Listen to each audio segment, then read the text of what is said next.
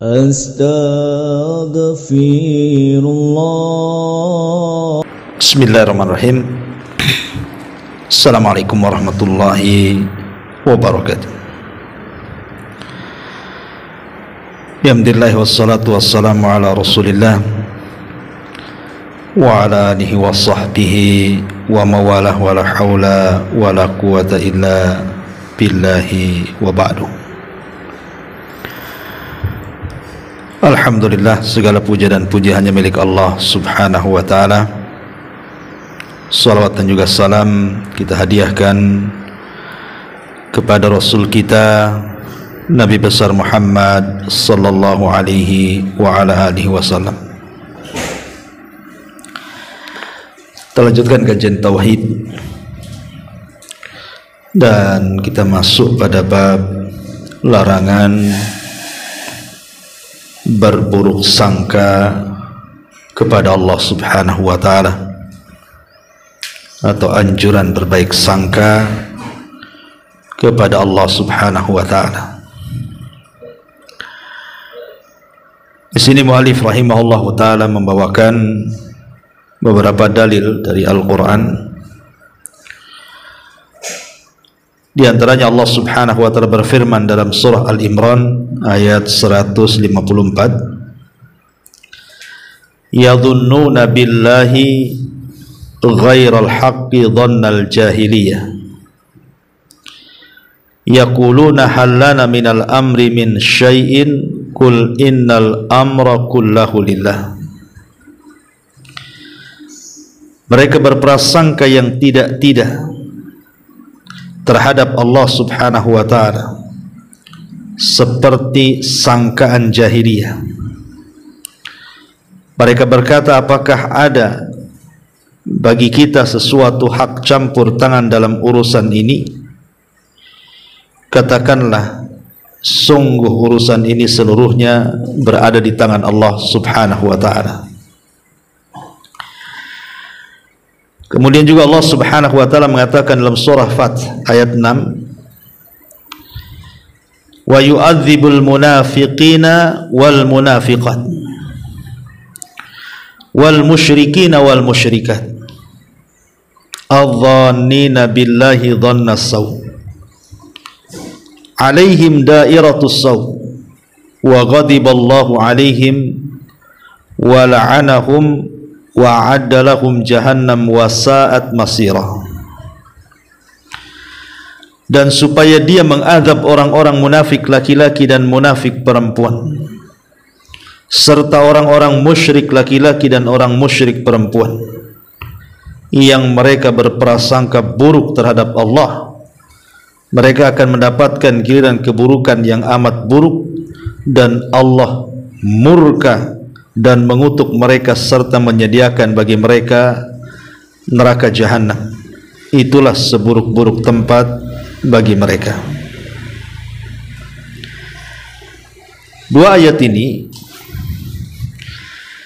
larangan kepada kita untuk tidak berburuk sangka kepada Allah subhanahu wa ta'ala dalam tiga hal. Pertama, mengingkari adanya hikmah dari Allah subhanahu wa ta'ala. Yang kedua, mengingkari akan takdirnya.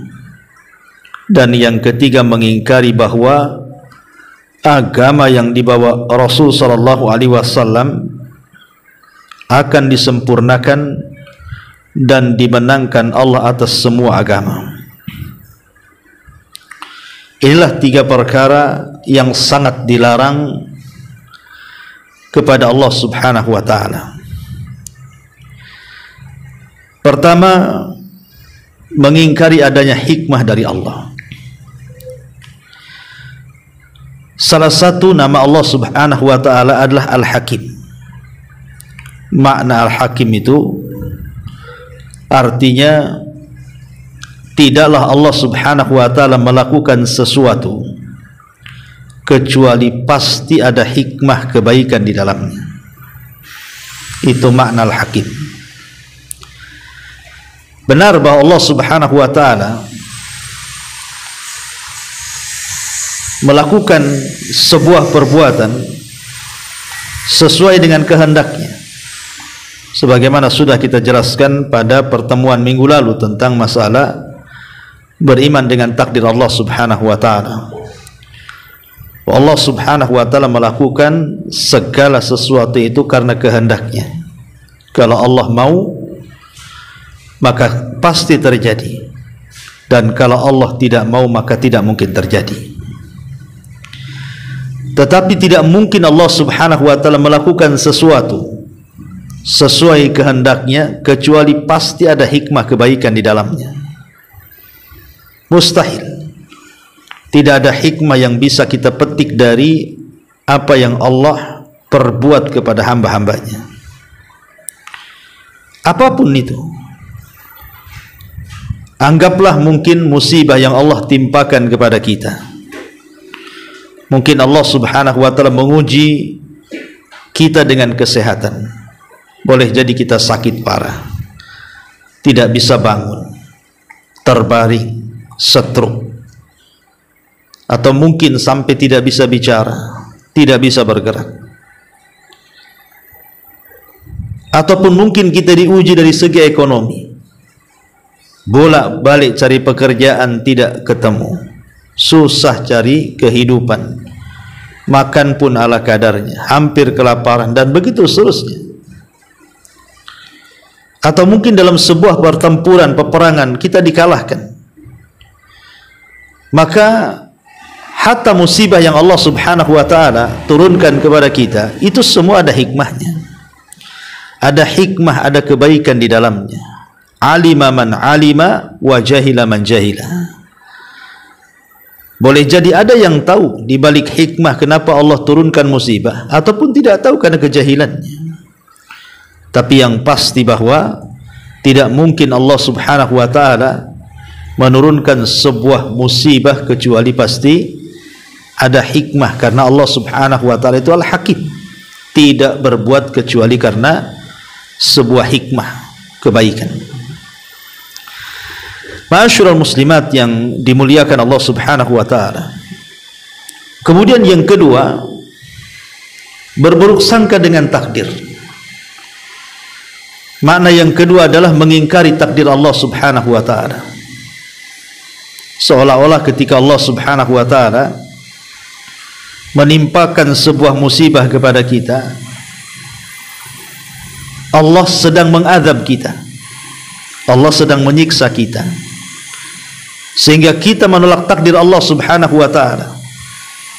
Ketika seseorang kehilangan harta, kehilangan orang yang dicintainya, kena musibah apapun apa namanya, terkadang orang tidak yakin dengan takdir, sehingga akhirnya suudzon, berburuk sangka kepada Allah Subhanahu wa taala. Kalau seandainya diberikan nikmat, dia mengatakan Allah sedang memuliakan kami, tetapi kalau diberikan musibah, dia pun mengatakan Allah sedang menghina kami. Maka ini berburuk sangka, dan ini tidak boleh. Ataupun yang ketiga, mengingkari bahwa agama Allah yang dibawa Nabi SAW tidak akan disempurnakan, seperti yang terjadi terhadap orang-orang munafik di zaman Nabi SAW. Ketika terjadi perang Uhud, maka kita tahu bahwa perang Uhud ini perang kekalahan kaum muslimin. Sampai-sampai Nabi SAW diisukan meninggal di perang ini, dan sebagian para sahabat tunggang langgang. Memang Allah Subhanahu wa taala takdirkan kaum muslimin mengalami kekalahan hebat di perang Uhud ini, sehingga orang-orang munafik berburuk sangka kepada Allah Azza wa Jalla, dan mereka mengatakan bahwa tidak mungkin agama ini akan pulih kembali, akan disempurnakan, akan berkembang. Habislah kami di sini. Itulah prasangka buruknya orang-orang munafik di perang Uhud. Mereka tidak paham bahwa Allah Subhanahu wa taala mengatakan wa tilkal ayyam nudawiluha bainan nas. Namanya hari itu terkadang diputar. Terkadang di atas, terkadang di bawah, terkadang menang, terkadang kalah. Mereka tidak paham bahwa semua sudah dicatat oleh Allah Azza wa Jalla. Walaupun kaum muslimin mengalami kekalahan di perang Uhud, ujung-ujungnya pun akhirnya Allah Subhanahu wa taala menangkan kaum muslimin. Karena Allah Subhanahu wa taala mengatakan, "Huwallazi arsala rasulahu bil huda wa dinil haqq liyudhhirahu 'ala ad-dini kullihi." Dialah yang telah mengutus Rasul dengan membawa kebenaran dan juga petunjuk untuk mengalahkan semua agama-agama di luar daripada Islam. Dan kita harus yakin, inilah 3 poin yang disebutkan oleh mu'alif rahimahullahu ta'ala, bahwa bentuk berprasangka buruk kepada Allah, yang pertama mengingkari adanya hikmah Allah Subhanahu wa ta'ala, yang kedua mengingkari adanya takdir Allah Azza wa Jal, dan yang ketiga mengingkari bahwa agama yang dibawa Rasul tidak mungkin disempurnakan. Ma'asyiral muslimat yang dimuliakan Allah Azza wa Jal, adapun bab ini dicantumkan oleh mu'alif rahimahullahu ta'ala bahwa berprasangka buruk kepada Allah Subhanahu wa ta'ala ini bisa mencidrai tauhid, bisa menghilangkan tauhid. Tapi sebaliknya berbaik sangka kepada Allah Subhanahu wa ta'ala termasuk kewajiban tauhid. Jadi berbaik sangka kepada Allah Subhanahu wa ta'ala termasuk kewajiban tauhid. Coba jendela ini tutup aja biar suaranya gak masuk ya. Ya kan? Sama pintu juga. Iya. Ma'asyiral muslimat yang dimuliakan Allah Subhanahu wa ta'ala, kita akan bicara soal macam-macam prasangka terhadap Allah Subhanahu wa ta'ala. Al-Imam Ibn Utsaimin rahimahullahu ta'ala berkata bahwa ada 2 macam seseorang itu berprasangka terhadap Allah. Pertama, berkaitan dengan perbuatan Allah yang terjadi di alam semesta ini. Maka wajib bagi kita untuk berbaik sangka kepada Allah. Jadi apapun yang Allah Subhanahu wa ta'ala lakukan di alam semesta ini, apapun yang Allah perbuat di alam semesta ini, maka kewajiban kita harus berbaik sangka kepada Allah Subhanahu wa ta'ala. Kenapa? Tadi saya sudah katakan di muqaddimah, karena tidak mungkin Allah melakukan sesuatu kecuali karena sebuah hikmah kebaikan. Kemudian juga berkaitan dengan apa yang diperbuat oleh Allah terhadap kita semuanya. Saat kita sedang beribadah kepada Allah Subhanahu wa ta'ala, maka tidak boleh ada prasangka buruk kepada Allah, bahwa Allah tidak mungkin menerima ibadah saya, bahwa Allah tidak mungkin mengampuni dosa-dosa saya, bahwa tidak mungkin Allah Subhanahu wa ta'ala mengabulkan keinginan saya. Maka tidak boleh ada prasangka buruk seperti itu. Karena orang yang sudah menjalankan ibadah dengan benar, dipenuhi syarat-syaratnya, dipenuhi kewajiban-kewajibannya, rukun-rukunnya, sunnah-sunnahnya, maka wajib berbaik sangka kepada Allah bahwa ibadahnya pasti diterima, dosa-dosanya akan diampuni Allah Azza wa Jal, dan begitu seterusnya. Ini yang pertama, berprasangka baik terhadap Allah akan perbuatan Allah Azza wa Jal. Kemudian yang kedua, berprasangka buruk terhadap Allah dan ini karena kebodohan kita atau kezaliman kita, di mana banyak di antara kita apabila melakukan banyak dosa, kemudian dia pun berprasangka buruk kepada Allah dan tidak berhusnudzan bahwa dosa-dosa dia tidak akan diampuni. Karena saya pernah ada orang yang bertanya kepada saya, dan orang yang bertanya ini merasa dosanya banyak, dan dia baru hijrah setelah tua. Dia bertanya, Ustadz, apa orang seperti saya ini layak untuk mendapatkan ampunan. Jadi saya katakan, kenapa? Dia mengatakan bahwa saya dari kecil banyak melakukan kemaksiatan, melakukan dosa ini dan itu dan begitu seterusnya, sampai saya stres memikirkan dosa dan takut akan kematian. Nah, saya katakan bahwa Allah Subhanahu wa taala berfirman, la taqnatu min rahmatillah. Jangan putus asa dari rahmat Allah Azza wa Jalla. Berbaik sangkalah kepada Allah. Karena Allah Subhanahu wa taala itu tidak mungkin tidak mengampuni hambanya. Bukankah Allah yang mengatakan dalam hadis qudsi, wahai anak Adam, seandainya kalian berbuat salah di malam hari dan siang hari, kemudian datang kepada Allah Subhanahu wa taala meminta ampunan, maka Allah akan ampuni dosa-dosamu. Lalu apa alasan berburuk sangka kepada Allah Azza wa Jalla? Maka tidak boleh seseorang itu berburuk sangka itu karena kebodohan dia. Kalau dia cerdas dan berilmu, tentu dia tidak akan mengatakan seperti itu, dan dia akan berusaha untuk terus bertobat dan bertobat kepada Allah Subhanahu wa taala. Ma'asyiral muslimat yang dimuliakan Allah Subhanahu wa taala. Baik. Kita kembangkan pembahasan ini. Karena pembahasan ini sangat penting sekali untuk kita kupas, karena pengaruhnya sangat dahsyat sekali. Ma'asyiral muslimat yang dimuliakan Allah Subhanahu wa taala. Kita tahu bahwa buruk sangka itu ada macam-macam hukumnya. Ada buruk sangka itu sampai kepada tingkat haram.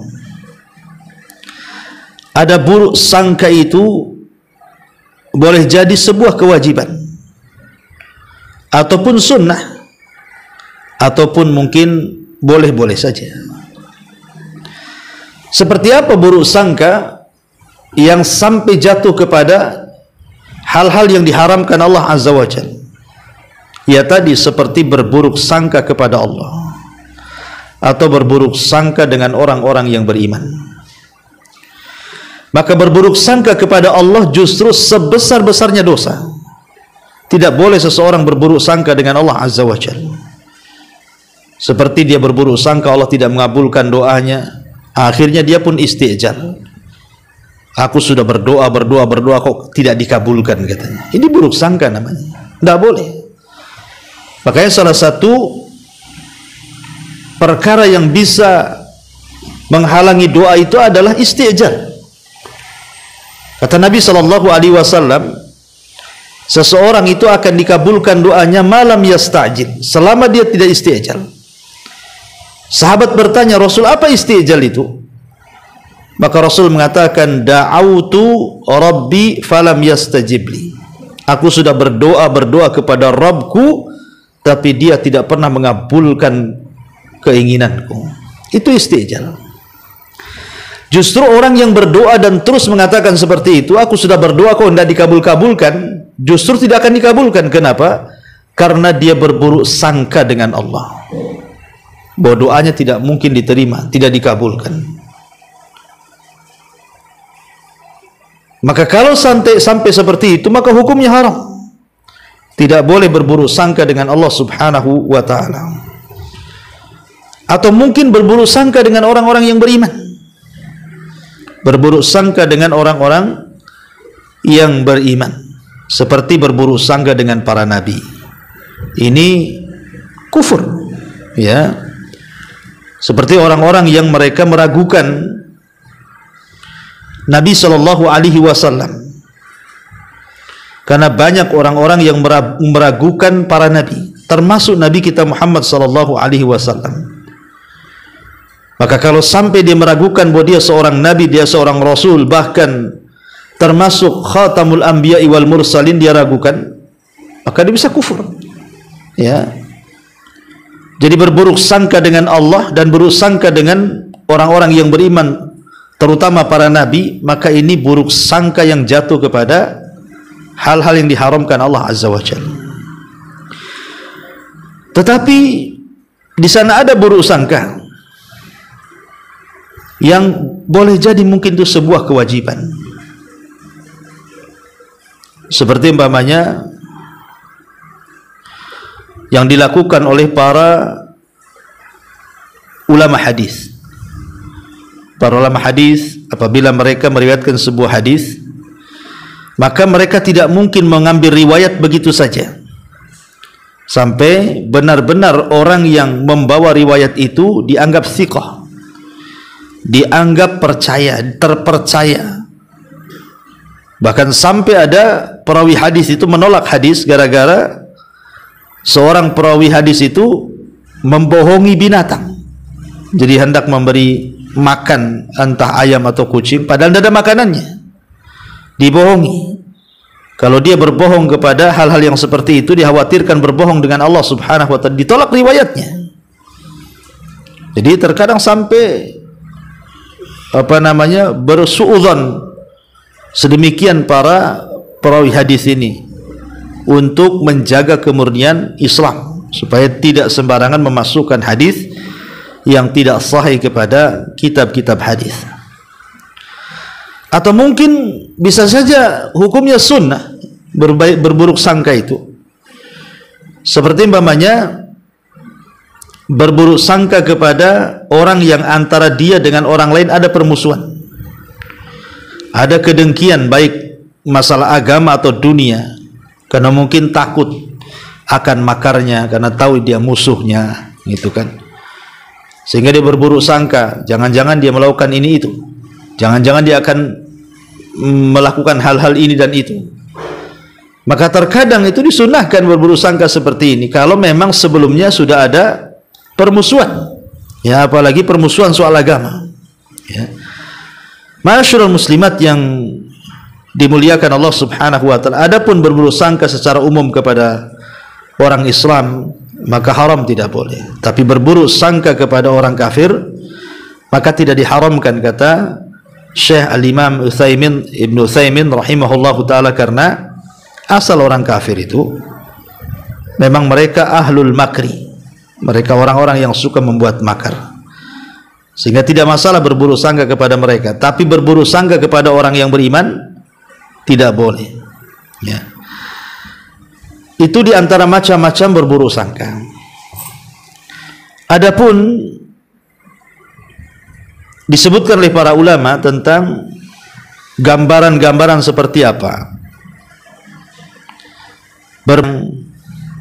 kemudian sangat dilarang sekali dalam bentuk berburuk sangka kepada Allah subhanahu wa ta'ala. Yang pertama, tadi sudah saya singgung beberapa bagian di mukaddimah, saya akan menambah saja, ya. Yang pertama adalah berkeyakinan bahwa Allah tidak mengetahui hal-hal secara detail. Ada orang-orang yang mereka kurang yakin bahwa Allah itu As-Sami, maha mendengar, Al-Ali, maha mengetahui, Al-Basir, maha melihat. Sehingga karena kurang yakinnya kalau Allah itu maha melihat, maha mengetahui, maha mendengar, sehingga terkadang kita mengucapkan kalimat-kalimat itu tidak terkontrol, padahal setiap ucapan kita itu akan didengar Allah. Kalau seandainya orang itu meyakini dan betul-betul berbaik sangka dengan Allah, bahwa Allah itu zat yang maha sami, maha mendengar, maka setiap ucapan kita itu tidak mungkin keluar begitu saja. Pasti akan dipilih kata-kata yang tidak mungkin kata-kata itu mengandung unsur kemaksiatan dan dosa, karena dia tahu bahwa ucapan dia didengar Allah. Ataupun melakukan maksiat dan perbuatan lainnya yang mengandung unsur dosa dan maksiat. Kalau orang itu tahu bahwa Allah itu maha mengetahui, bahkan maha melihat, tidak mungkin orang itu melakukan perbuatan-perbuatan yang ada unsur maksiatnya, karena dia tahu kalau dia melakukan hal itu Allah tahu, Allah melihat. Tapi karena kurang yakinnya bahwa Allah itu maha melihat, maha mendengar, maha mengetahui dan begitu seterusnya, seolah-olah dia sedang berburuk sangka dengan Allah Subhanahu wa ta'ala.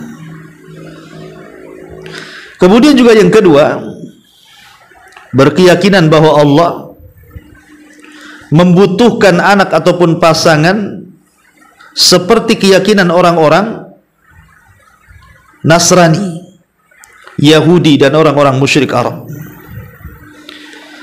Karena orang-orang Nasrani menganggap bahwa Tuhan itu ada tiga, salah satunya adalah Tuhan anak. Sehingga mereka mengatakan bahwa Isa itu adalah anak Tuhan, seperti keyakinan orang-orang Yahudi yang mengatakan Uzair itu anak Tuhan, atau seperti keyakinan orang-orang musyrik Arab yang mengatakan para malaikat itu putri-putri Tuhan. Dan ini berburuk sangka dengan Allah Azza wa Jalla. Allah itu tidak berhajat, lam yalid walam yulad, tidak berhajat kepada anak, dan dia tidak diperanakan. Dia adalah ahad, semua manusia bergantung kepadanya, as-samad. Kemudian juga yang ketiga, menyatakan bahwa ayat-ayat sifat di dalam Al-Quran dan juga di dalam hadis-hadis Nabi SAW zahirnya adalah kufur, syirik, dan tasbih. Sebagaimana yang diungkapkan para penolak sifat, kan ada orang-orang yang tidak mau menetapkan sifat bagi Allah secara zahirnya, secara lahiriahnya, sehingga mereka menolak. Seperti Allah Subhanahu wa ta'ala turun di sepertiga malam akhir, dan itu setiap malam. Dan turunnya Allah itu secara zatnya. Kemudian juga turun dengan segala kebesarannya. Tapi ada orang yang kemudian menolak, berburuk sangka dengan Allah Azza wa Jalla, mustahil Allah turun secara zatnya, yang turun itu rahmatnya, dan begitu seterusnya. Ini juga bagian daripada berburuk sangka dengan Allah Azza wa Jalla. Atau sudah yang saya katakan tadi, Allah tidak menerima taubatnya orang-orang yang ingin bertobat, sehingga kemudian ada orang yang hendak bertobat itu karena berburuk sangka dengan Allah, tidak jadi. Jangan-jangan Allah sudah tidak mungkin mengampuni dosa saya karena dosa saya melambung ke langit. Makanya di zaman Nabi SAW ada orang yang sudah tua sekali, usianya mungkin sudah 100 tahun lebih. Semua dosa sudah dilakukannya. Dia datang kepada Rasulullah, kemudian mengatakan, apakah ada tobat orang sepertiku? Maka Nabi SAW mengatakan, ya, masuklah ke dalam Islam, karena Islam itu menghapuskan apa yang sudah kau lakukan. Akhirnya dia pun yang tadinya putus asa menjadi senang, karena ada harapan bahwa dosa-dosa dia akan diampuni oleh Allah Subhanahu wa ta'ala, dan dia pun bertakbir. Maka ketika seseorang kemudian dalam hatinya ada keyakinan bahwa Allah tidak mungkin menerima taubat seseorang hamba yang banyak dosanya, maka dia telah berburuk sangka dengan Allah. Maka berbaik sangkalah dengan Allah. Allah itu akan senantiasa membuka pintu taubatnya. La taqnatu min rahmatillah. Jangan kau putus asa dari rahmat Allah Subhanahu wa ta'ala, ataupun menyangka bahwa Allah akan menolak amalannya. Ketika seseorang kemudian gak yakin dengan ibadahnya, seolah-olah mungkin Allah gak menerima ibadah saya karena saya ini orangnya terlampau berlumuran dengan maksiat, banyak melakukan dosa, ya. Akhirnya dia malas untuk melakukan ibadah tuh. Alasannya, kalau saya ibadah percuma juga. Saya ini ahli zina, ahli mabok, ahli judi, ahli ini, ahli itu. Kemudian ketika dia tobat, setan datang tuh. Kemudian membisikkan di telinganya, ngapain kamu sholat? Ngapain kamu berdoa? Ngapain kamu baca Quran? Percuma. Ya, maka setan berusaha untuk kemudian orang ini berburuk sangka dengan Allah, seolah-olah Allah akan menolak amalan baiknya. Maka berbaik sangkalah dengan Allah Subhanahu wa ta'ala. Atau prasangka seseorang, jika ia meninggalkan sesuatu yang buruk karena Allah, maka Allah tidak akan menggantinya. Prasangka seseorang, jika dia meninggalkan sesuatu yang buruk karena Allah, Allah tidak akan menggantinya. Seperti umpamanya orang sudah tahu riba itu haram, akhirnya dia mau keluar itu mikir-mikir tuh, ini kalau saya keluar dari pekerjaan saya, mungkin nggak saya dapat yang baik pekerjaan. Ini kalau saya keluar dari perusahaan saya, nanti saya makan apa? Ah, itu berburu sangka dengan Allah tuh. Ya, padahal Nabi SAW mengatakan, innaka lan tada syai'an lillahi illa baddalakallahu bihi ma huwa khairun laka minhu. Sungguhnya engkau tidak meninggalkan sesuatu karena Allah, melainkan Allah akan menggantikan bagimu dengan yang jauh lebih baik lagi. Dan itu banyak kisah-kisahnya. Ya, orang yang meninggalkan sesuatu karena Allah itu Allah ganti yang lebih baik lagi. Seperti kita lihat bagaimana Nabi Allah Sulaiman alaihi salatu wassalam, saat dia kemudian terlalaikan karena sibuk kemudian memandangi kuda-kudanya. Karena Sulaiman itu kan hobi berkuda dan suka dengan kuda. Ketika dia mengelus, membelai kuda sampai sore hari, sampai akhirnya terbenam matahari, dia lupa sholat 2 rakaat. Akhirnya karena kuda-kuda itu sudah melalaikan dirinya, dia sembelih semua kudanya. Maka Allah pun ganti kuda-kuda perangnya Sulaiman dengan ditundukkan angin dan awan kepada Sulaiman, sehingga dia lebih cepat lagi berjalan ke sana kemari dibandingkan dia naik kuda. Dari sini ada kaidah para ulama, man taraka syai'an lillahi awadallahu khairun minhu. Barang siapa yang meninggalkan sesuatu karena Allah, maka pasti Allah Subhanahu wa taala akan mengganti dengan ganti yang jauh lebih baik lagi. Karena ada orang yang terpikir dia umpamanya keluar dari bank konvensional, ya, bank ribawiyah, karena tahu bekerja di situ itu banyak ribanya. Akhirnya dia pun keluar pusing cari pekerjaan. Mulailah dia jualan es, tambal ban, atau mungkin jualan kecil-kecilan gitu ya. Kemudian dia mulai berburu sangka dengan Allah. Enak dulu masih kerja di bank katanya, bisalah tinggal di rumah yang agak layak, punya kendaraan, ya agak gagah sedikit, dihormati orang gitu kan. Nah, sekarang betul-betul aku keluar dari bank, susah hidupku. Ah, itu kan berburu sangka dengan Allah namanya. Padahal sebenarnya kalau dia berpikir bahwa kebahagiaan itu kan bukan dari banyaknya harta dunia, bukan. Tapi kebaikan itu letaknya di titik kenikmatan dalam hati kita. Makanya nikmat itu Allah letakkan di mana saja. Tidak mesti Allah letakkan nikmat itu di orang kaya, nikmat itu Allah letakkan di orang yang punya jabatan, nikmat Allah itu diletakkan di orang yang sehat, banyak anaknya dan begitu seterusnya. Tidak. Kenikmatan itu Allah letakkan di mana saja. Ya, makanya lihat banyak orang miskin bisa tertawa lebar, banyak orang kaya pula susah tertawa. Ya. Banyak orang miskin senyenyak-nyenyaknya dia tidur, banyak pula orang kaya tak bisa nyenyak tidurnya. Banyak orang miskin dia makan apa saja dimakan tanpa takut penyakit, betapa banyak orang kaya yang milih-milih makanan. Jadi titik nikmat itu diletakkan di mana saja. Jangan berburu sangka dengan Allah Subhanahu wa taala. Nah, ini juga bagian daripada berburu sangka dengan Allah Azza wa Jalla. Ketika seseorang meninggalkan sesuatu yang buruk karena Allah, Allah tidak akan menggantinya, bahkan Allah akan menggantinya. Ya.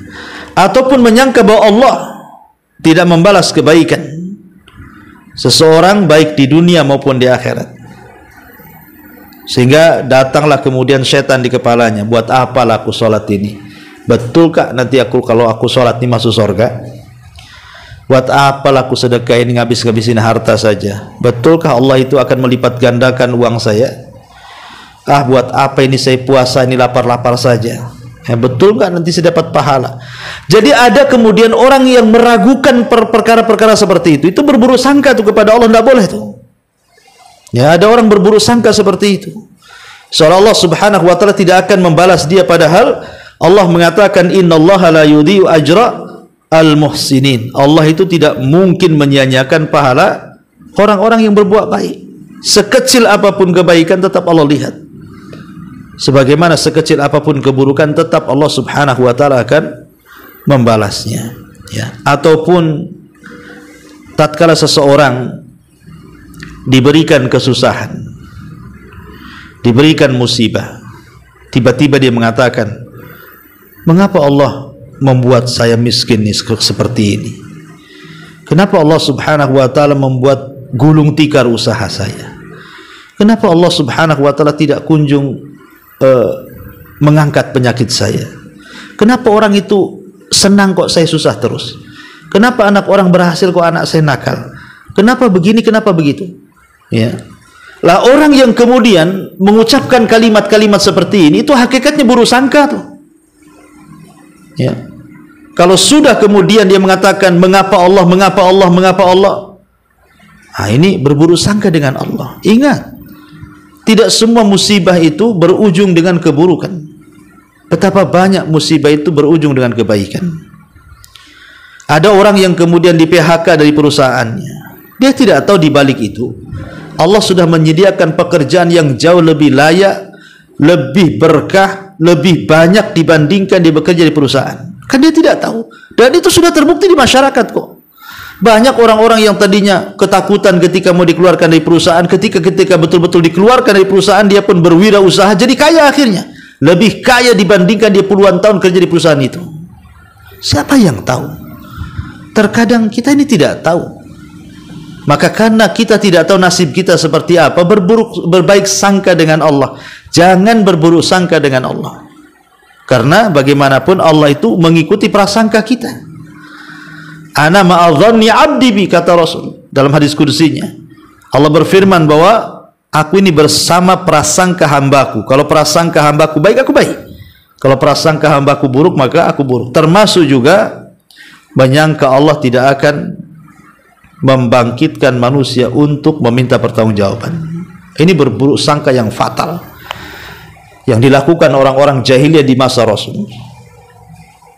Mereka tidak yakin adanya hari kebangkitan, bahwa setelah kematian itu ada hari pengkumpulan di padang mahsyar, matahari didekatkan, penampakan amalan, adanya timbangan, adanya hisab, adanya catatan, adanya sirat, adanya surga neraka. Maka orang-orang kemudian yang meragukan bahwa itu semua akan terjadi setelah kematian, hakikatnya dia sedang berburuk sangka dengan Allah Subhanahu wa taala. Hakikatnya dia sedang berburuk sangka dengan Allah Subhanahu wa taala, ataupun menyangka Allah ini berbuat tanpa tujuan. Tidak boleh ada keyakinan dalam hati kita bahwa perbuatan Allah itu sia-sia. Tidak ada yang sia-sia. Hatta Allah menciptakan iblis pun tidak sia-sia. Allah menciptakan Fir'aun, Allah menciptakan Namrud, Allah menciptakan Qarun. Tidak ada yang sia-sia. Tidak ada yang abas bagi Allah. Tidak ada yang laib, tidak ada yang sia-sia main-main atas perbuatan Allah Subhanahu wa taala. Semua ada kebaikannya. Semua ada kebaikannya. Allah menciptakan iblis pun ada hikmah di dalamnya. Karena kalau seandainya Allah tidak menciptakan iblis, tidak ada neraka dan surga. Tidak teruji keimanan seseorang, tidak teruji keikhlasan seseorang, tidak teruji ketakwaan seseorang, maka diciptakan iblis. Sehingga iblis menggoda kita, akhirnya terujilah mana yang kuat imannya, mana yang dusta imannya, mana yang ikhlasnya kuat, mana yang syirik, mana yang kufur, mana yang iman, mana yang taat, mana yang maksiat. Jadi ada hikmah di balik itu. Jangan menyangka Allah itu berbuat tanpa tujuan ataupun sia-sia. Tidak boleh. Ya, karena itu bagian daripada berburuk sangka dengan Allah Subhanahu wa taala. Ya. Ma'asyiral muslimat yang dimuliakan Allah Subhanahu wa taala. Kenapa berburuk sangka dengan Allah? Ini sangat bahaya, menciderai tauhid. Pertama, karena bisa terjerumus kepada kesyirikan, kepada bid'ah dan kesesatan. Orang yang berburuk sangka dengan Allah ini khawatir masuk ke dalam syirik, ke dalam bid'ah ataupun ke dalam kesesatan. Ya. Karena salah satunya menolak takdir. Seperti tadi yang saya katakan, kan, berburuk sangka dengan Allah, akhirnya dia menolak takdir. Seolah takdirnya itu buruk dari awal sampai akhir. Dia kan tak tahu takdirnya seperti apa. Ya, dan itu kekufuran kalau sampai menolak takdir, karena beriman kepada takdir itu satu di antara rukun iman yang harus kita imani. Kalau kita mengingkari takdir sama dengan mengingkari Rasul, kitab. Ya. Kemudian yang kedua, di antara dampak buruknya adalah menyebabkan mengundangnya laknat Allah dan kemurkaan, sebagaimana ayat yang tadi saya sebutkan di mukaddimah. Allah akan murka, Allah akan melaknat, dan Allah sudah sediakan adab yang pedih bagi orang-orang yang berburuk sangka dengan Allah Subhanahu wa taala. Termasuk juga mewariskan akhlak-akhlak buruk. Orang yang berburuk sangka itu melahirkan akhlak buruk. Seperti kenapa kemudian orang itu tidak mau sedekah, akhirnya jadi bakhil. Karena dia berburuk sangka dengan Allah. Kalau saya sedekah 1 juta, hilanglah 1 juta dalam dompet. Dia tidak yakin bahwa Allah akan melipat gandakan 700 kali lipat dari infaknya. Akhirnya terlahirlah sifat bakhil, kikir, medit. Kenapa? Karena berawal dari berburuk sangka. Kalau saya infak, habislah uang saya. Dia nggak yakin bahwa di balik infak itu ada ziyadah, tambahan harta berlipat ganda dari apa yang diinfakkannya. Jadi melahirkan akhlak buruk. Ya, akhirnya dari bakhil itu kemudian berbuat jahat. Ya. Termasuk juga di antara dampak buruknya berburuk sangka itu, Bu, dia malas untuk beramal, malas untuk ibadah. Karena tadi, buat apa saya sholat? Kok hidup saya kayak gini-gini aja? Coba kalau saya sholat, ya minimal usaha lancar, minimal penyakit ya sembuh, ya minimal anak-anak baik. Kayaknya sholat nggak sholat sama aja perasaan. Ini kan berburuk sangka, Bu. Ya, akhirnya dia malas beribadah kan? Karena di awal dengan buruk sangka masalahnya. Ngapain saya banyak-banyak ibadah katanya? Waktu saya nggak sholat saja usaha saya lancar.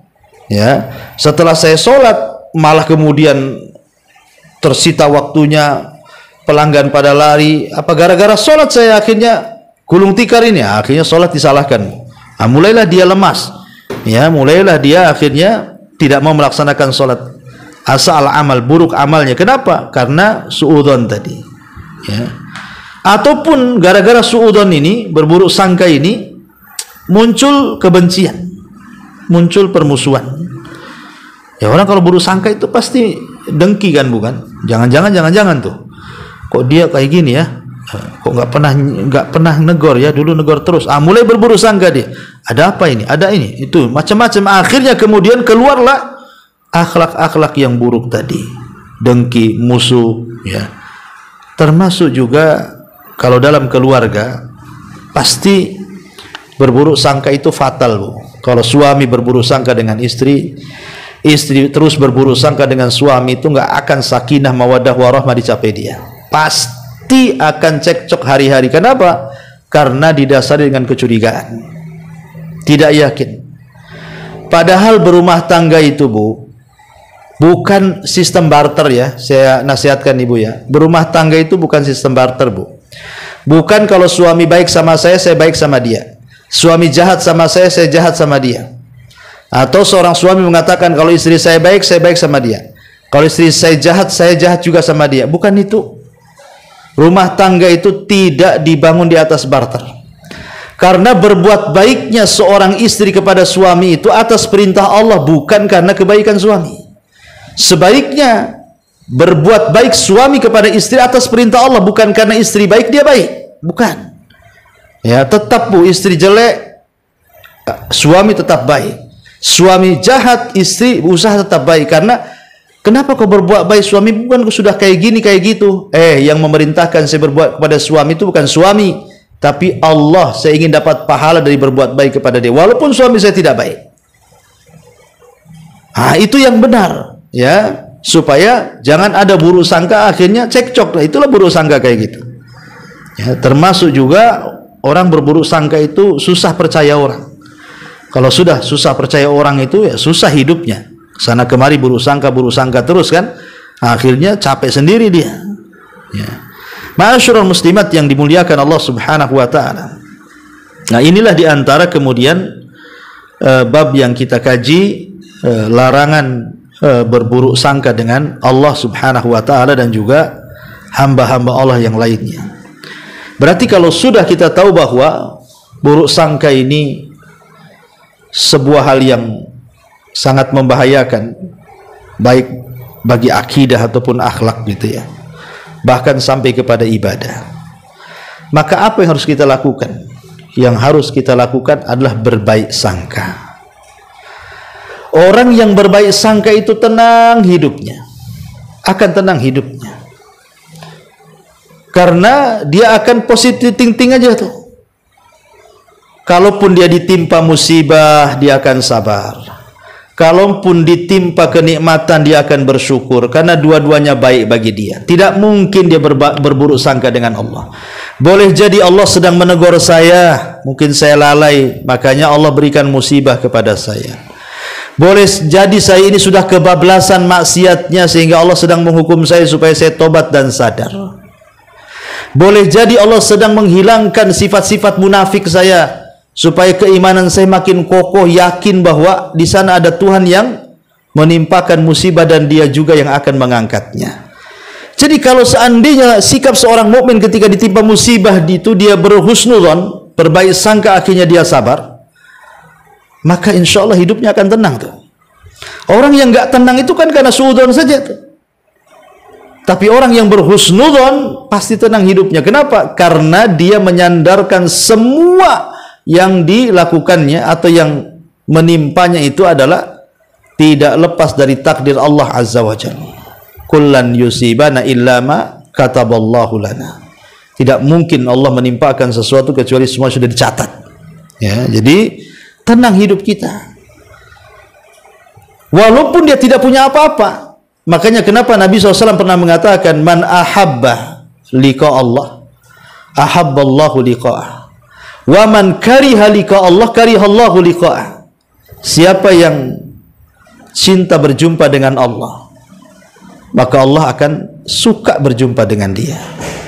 Siapa yang benci berjumpa dengan Allah, maka Allah pun akan benci berjumpa dengan dia. Apa maksudnya?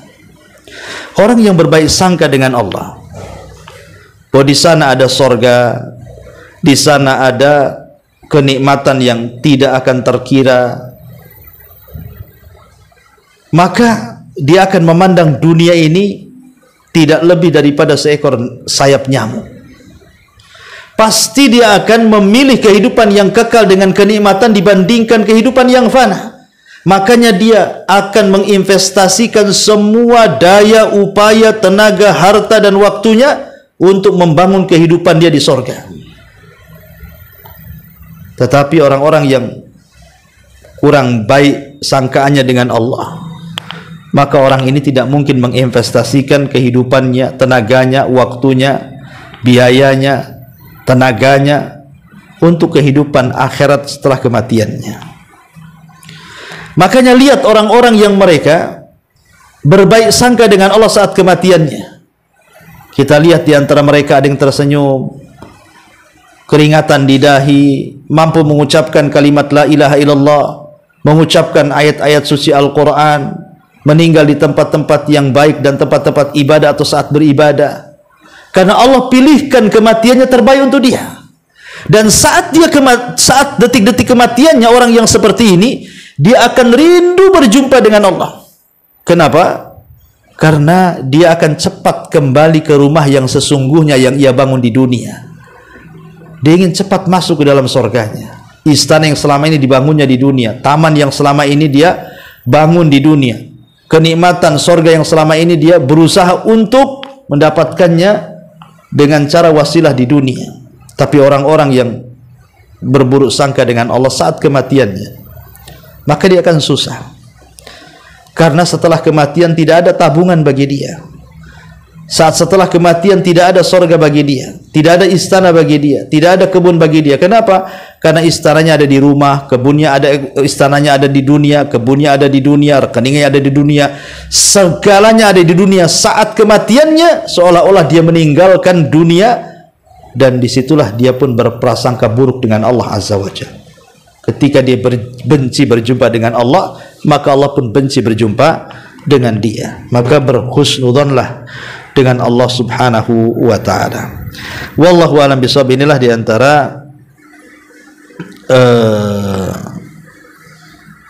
kajian kita. Sebelum saya tutup, silakan kalau ada yang bertanya.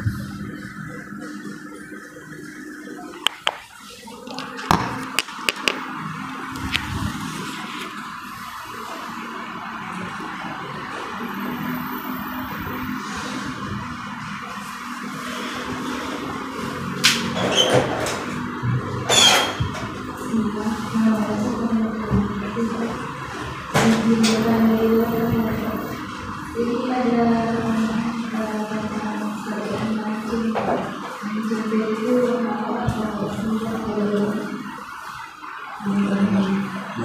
Masuk. Apa dia? Gak dengar Om. Coba ulangi. Sambung suara itu dengan itu.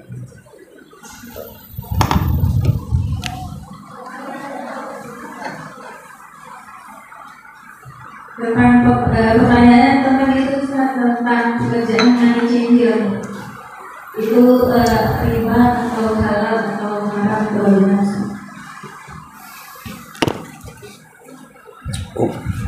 Hukum money changer ya.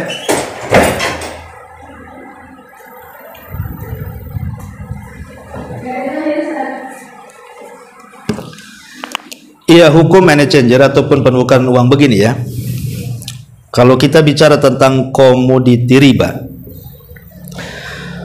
kita tahu bahwa di antara komoditi riba itu adalah emas dan juga perak.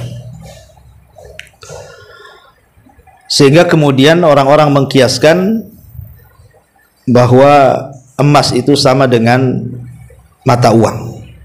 Karena dulu pun mata uangnya dinar dan dirham. Dinar itu emas, dirham itu perak. Ya. Itu disebut salah satu dari komoditi riba. Lah kalau orang itu menukar komoditi riba yang sama seperti menukar emas dengan emas ataupun kurma dengan kurma gitu ya. Maka ulama mengatakan kalau sesama jenis, maka kalau ingin terbebas dari riba, seperti mamanya anggaplah menukar uang dengan uang lah, menukar uang dolar dengan rupiah. Kalau ingin terbebas dari riba, maka lakukan dua hal. Pertama kata Rasul, mithlan bi mithlin wa yadan biyadin. Pertama, kursnya harus cocok. Ini rupiah ke dolar berapa atau dolar ke rupiah berapa hari ini? Menurut per hari ini. Umpamanya dolar Singapura per hari ini 11.000 per dolarnya gitu kan. Akan jelas tuh, berarti kursnya jelas. Yang kedua, yadan biyadin, harus kontan. Tidak boleh kemudian kita titipkan uang dolar hari ini kemudian rupiahnya besok. Apalagi kalau sampai 1 bulan gitu, nggak boleh. 1 hari aja sudah beda tuh kursnya. Kalau uang itu kadang-kadang bukan 1 hari tuh, kadang-kadang beberapa jam saja sudah beda tuh ukurannya. Ya. Sehingga untuk terbebas dari riba, maka lakukan 2 hal tadi. Kursnya harus sama, yang kedua harus kontan. Harus kontan. Walaupun saya tidak menafikan ada sebagian ulama yang menganggap money changer itu juga ada aktivitas riba di situ. Ada juga ulama yang mengatakan seperti itu. Tetapi wallahu a'lam, ya selama memenuhi syarat sesama harus kontan hari ini, ya tidak boleh ditangguhkan. Itu disebut dengan yadan biyadin. Yang kedua harus sama kursnya. Ya, dolar ini per hari ini berapa? Kalau 2 syarat terpenuhi, insya Allah tidak akan terkena riba. Wallahu a'lam.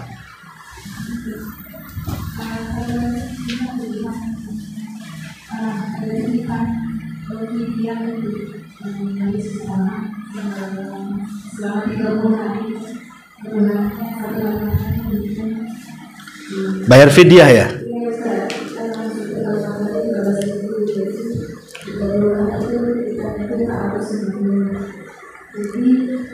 Fidyah orang yang puasa? Orang hamil.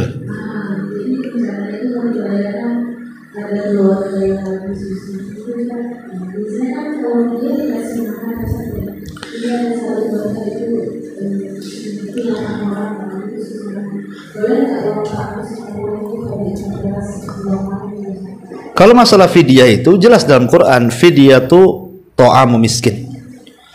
Fidyah itu ta'amu miskin.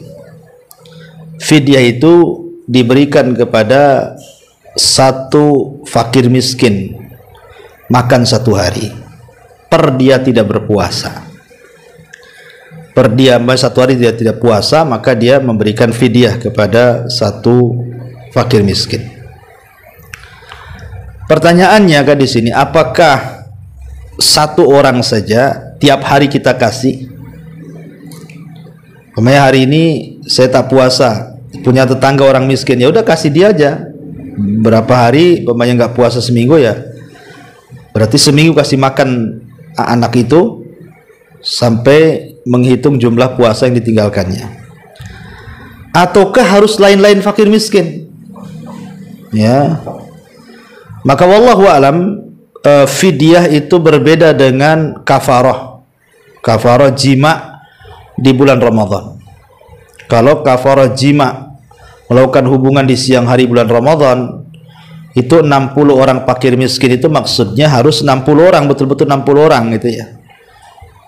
Tapi kalau fidyah itu tidak mesti harus orangnya beda. Boleh juga 1 orang itu umpamanya 30 hari.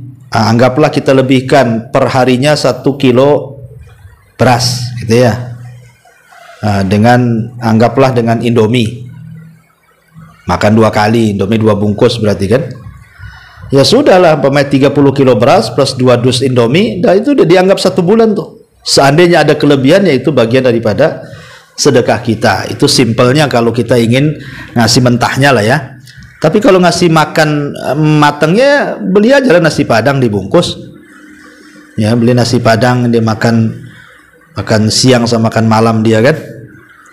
Saya kira simpel lah Islam itu, tidak perlu dipersulit. Wallahu a'lam.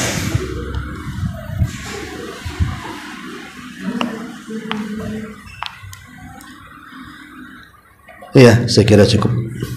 Kita tutup dengan doa kafaratul majlis. Subhanakallahumma wa bihamdika, asyhadu an la ilaha illa anta, astaghfiruka wa atubu ilaik.